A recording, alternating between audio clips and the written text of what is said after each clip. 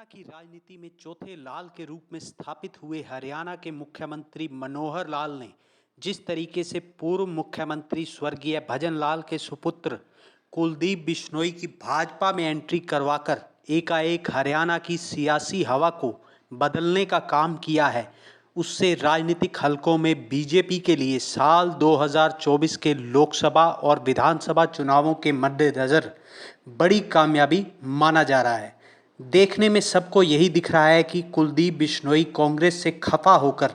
BJP में शामिल हुए हैं, लेकिन सच तो ये है कि मुख्यमंत्री मनोहर लाल और कुलदीप बिश्नोई के बीच ये खिचड़ी पिछले कई महीनों से पक रही थी और उन्हें शामिल करवाने की पूरी स्क्रिप्ट बहुत पहले ही लिखी जा चुकी थी।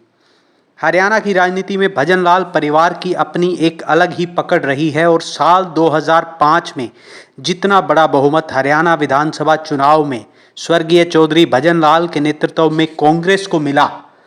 उतना बड़ा बहुमत उसके बाद न तो कांग्रेस और न ही सत्तारूढ़ भारतीय जनता पार्टी को मिला है।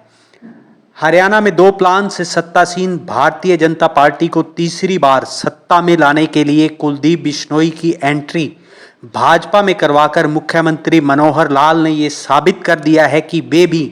राजनीति के मजे हुए खिलाड़ी हैं और किसको कब पार्टी में शामिल करवाना है वो ये बात अच्छी तरह से जानते हैं। दिल्ली में भारतीय जनता पार्टी के मुख्यालय में जिस तरह से कुलदीप बिश्नोई के बीजेपी में शामिल होने के कार्यक्रम में बड़े बड़े भारतीय जनता पार्टी के नेता शामिल हुए, उससे ये साबित हो गया है कि भारतीय जनता पार्टी कुलदीप बिश्नोई का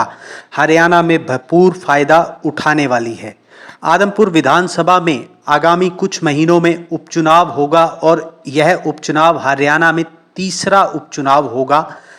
मनोहर लाल सरकार की पार्ट 2 का। इससे पहले बड़ौदा उपचुनाव में कांग्रेस और एलनाबाद की सीट इनेलो की जीत के साथ भारतीय जनता पार्टी इन दोनों ही चुनावों में हार का मुंह देख चुकी है। अब ये तीसरा उपचुनाव जो आदमपुर में होगा उसमें भारतीय जनता पार्टी अपनी जीत को लेकर काफ़ी आश्वस्त नज़र आएगी, क्योंकि आदमपुर चौधरी भजनलाल परिवार का पुराना गढ़ रहा है और विपरीत परिस्थितियों में भी आदमपुर के लोगों ने